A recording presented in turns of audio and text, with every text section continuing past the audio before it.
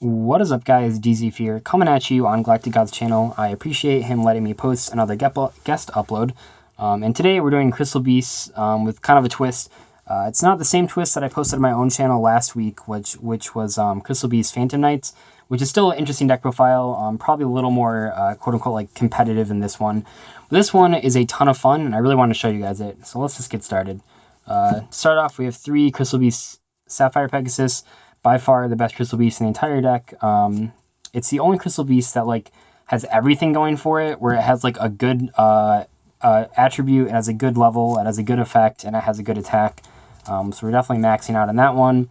We're playing 2 Topaz Tiger. This one is okay. You're basically just using this for Exceed fodder. And then we're playing 1 Cobalt Eagle instead of the 3rd Topaz Tiger. Cobalt Eagle is generally just worse in this card, except that it's a wind monster. So you can make Lightning Chidori with it, and I think that makes it worth playing over the 3rd Topaz Tiger.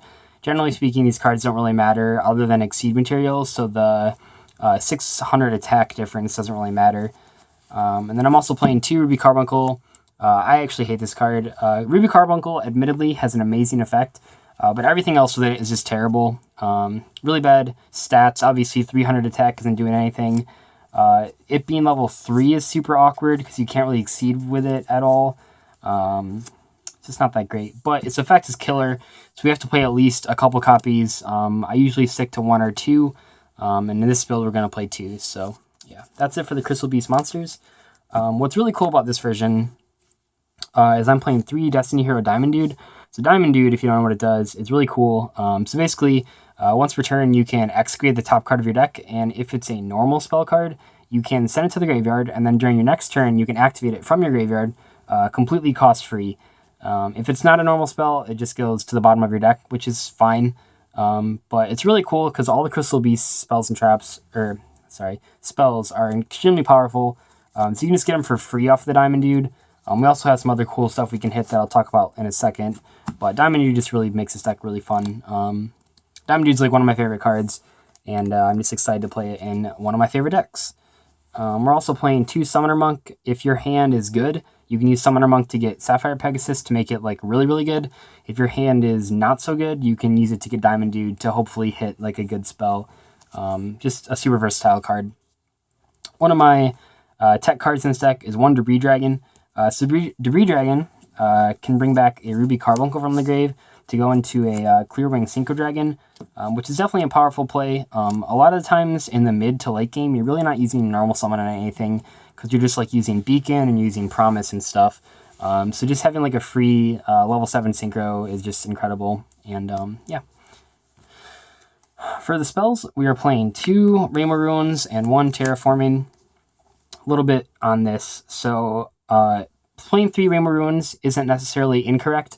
But especially in this version, when you can hit Terraforming off a Diamond Dude, it's just better to play the 2 Rainbow Ruins and the 1 Terraforming.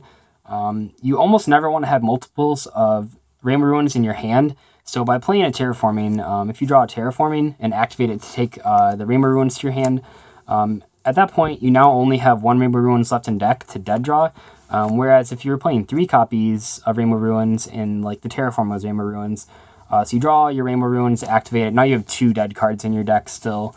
So I think that the 2-1 ratio works just really well in this deck. And then also you can hit Terraforming off a Diamond Dude. So I think that's kind of a neat little interaction. We're also playing full 3 copies of Crystal Beacon. Obviously like one of the best cards in the deck. Just really pushes your plays forward. Does everything you want it to. Crystal Promise, which is sort of like Monster Reborn. Just because the Crystal Beast monsters aren't destroyed. They don't go to the graveyard when they're destroyed. But both of those are just Diamond Dude targets, so that's really cool. And then for the one-ofs, 1 Crystal Blessing. This card's alright. It was cool in the Phantom Knight version because you can like make Dante and stuff and then mill Crystal Beast. But I think in standard Crystal Beast versions, you really only want to play 1 because like it's just like a dead draw most of the time. We're also playing 1 Crystal Abundance. I'm not a huge fan of Crystal Abundance, but it is really good against Cosmos. Although, like, if you're playing this deck, you're playing it in, like, a casual sort of format, I guess. But it's especially cool because if you are lucky enough to hit it off of Diamond Dude, you actually can just activate the sending effect without having any Crystal Beast monsters in your spawn trap card zone. which is like hilarious and probably will never happen, but eventually if you play it second off, it will happen and it'll be glorious. So I think it's worth playing the one of. And then one rare value. I don't think rare value is really good in multiples. Once again, another card that you just don't want to draw multiples of ever. And yeah, I mean, it's a 2 for 2. It's pretty good, but just not really something you want to see all the time. So we're just playing the one copy. Moving on to the non-Crystal Beast cards, or non-Crystal Beast spells, or whatever. 3 Ayers Rock Sunrise. This is literally just a monster reborn for Topaz Tiger, Sapphire Pegasus, and Cobalt Eagle. Oh no, not Cobalt Eagle. I'm sorry, just Topaz Tiger and Sapphire Pegasus. Which is cool. It just puts.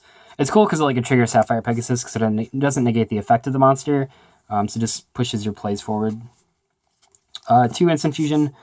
So if Nordum was at 2, or if Nordum was like legal still at more than 1 copy, I would definitely be playing 3 of these.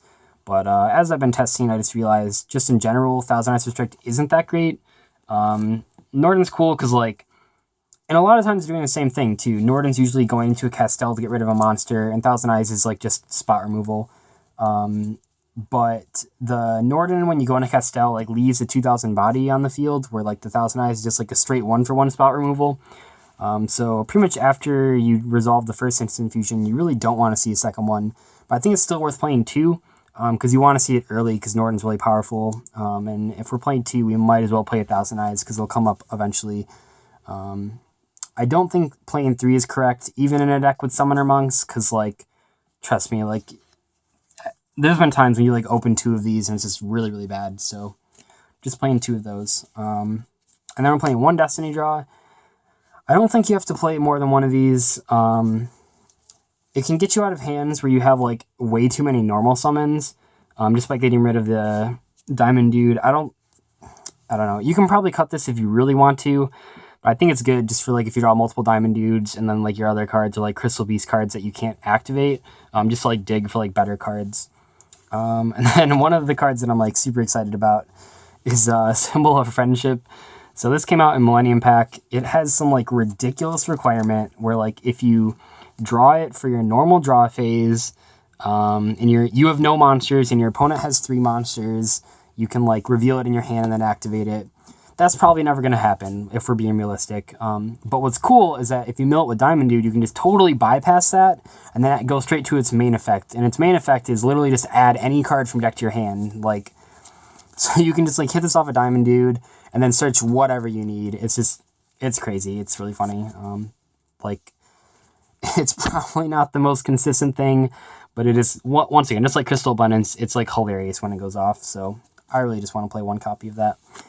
3 Twin Twisters, like, back row is really annoying, so I think the Twisters is fine. You can also actually play Storm in this deck, just to, like, pop your Crystal Beast cards and then, like, blow up all your opponent's back row and then, like, reset them with Crystal Blessing.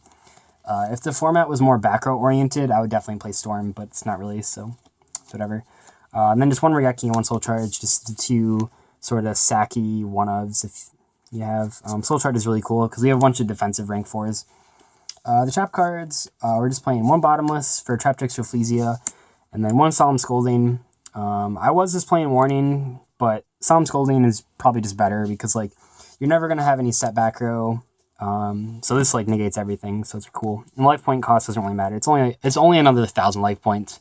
If it was like 4,000, probably wouldn't be that good. But for the extra deck, Lightning Chidori, pretty powerful card. 2 Abyss Dweller. I think 2 is definitely necessary with BA. It's actually just good against the top 3 decks. Like, it's good against BA, it's good against Cosmo, and it's good against Monarchs to an extent for stopping their Pantheisms. And then 1 Castell, 1 Diamond Direwolf.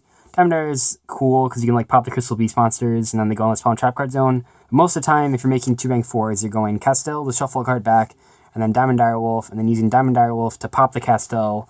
So you have another destruction if the Diamond Direwolf survives. 1 Cowboy comes up occasionally, I guess. Daigusto Emerald, mainly for shuffling back the Ruby Carbuncle, so we don't have to play more than 2.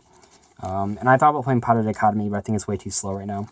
1 Giant Hand, really good defensive card. 1 Rafflesia, also really good defensive card. And then I'm loaning out my Utopia the Lightning, but you should play Utopia and then Utopia the Lightning. I also thought about playing the the other guy, the Utopia Prime, but I don't think there's enough space in the extra deck for that. For our only rank 3, this is Breaksword. This is by far the most versatile rank 3. And just like Diamond Idol, if you can pop your Crystal Beast cards and then they go in the spell and trap card zone. But if you manage to get 2 Ruby Carbuncles on the board, you probably want to like make an Exceed monster because they're not going to really do anything otherwise. Our only level 7 Synchro is Clearwing. I don't think Black Rose is that good right now, so I'm not playing Black Rose, but Clearwing is definitely really powerful. And then just the Norden and the Thousand Eyes. So once again, thanks again to GalacticGod for letting me post on his channel. Hopefully you enjoyed the deck profile, and please check out my channel if you want to see more content like this. Bye.